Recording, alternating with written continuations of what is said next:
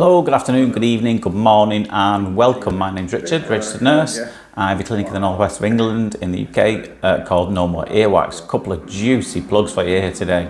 I think you're going to like these. Fairly straightforward to do because it's really close to the outside world. You don't have to go particularly deep in, and those are quite easy and straightforward to do. It's a big old sticky thing in here. Again, this fella, lovely fella, hello if you're watching by the way, he was a musician. Now obviously it's really important if you're a musician to be able to hear things. When you've got something like this in your ear, you obviously can't very well.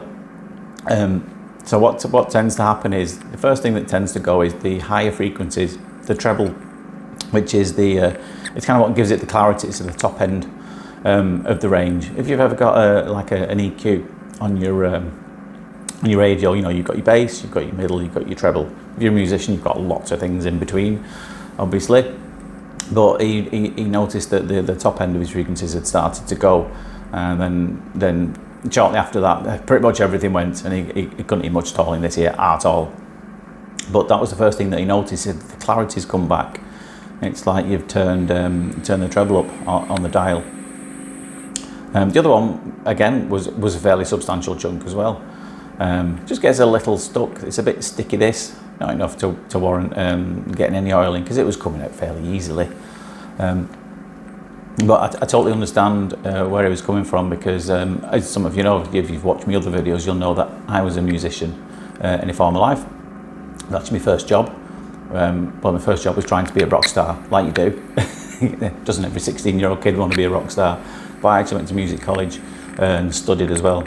So I was trying to be a rock star at night, and during the day, still have to have a day job because they don't get paid very much, wannabe rock stars. Well, nothing in fact most times.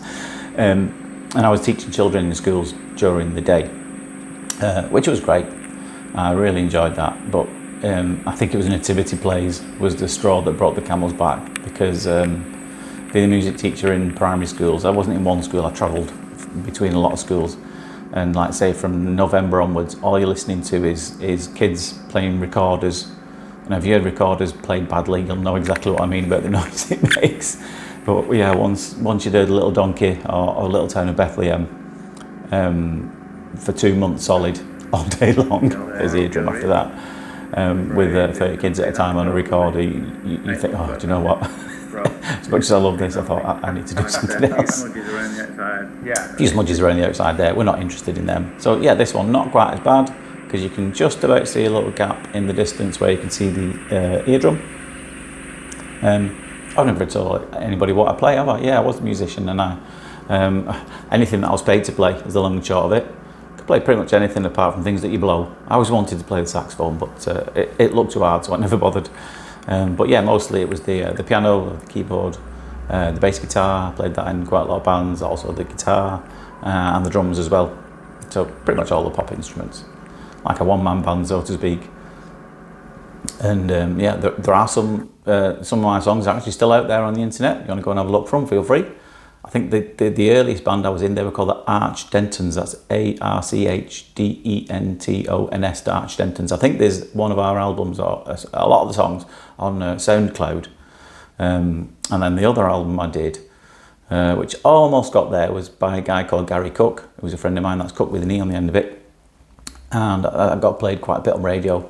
It didn't sell very many, didn't make a penny from it, but I co-wrote all those songs on there. That's called Songs for Everyday Use. That's on all the iTunes, Spotify and what have you. Go and have a look for it if you're interested.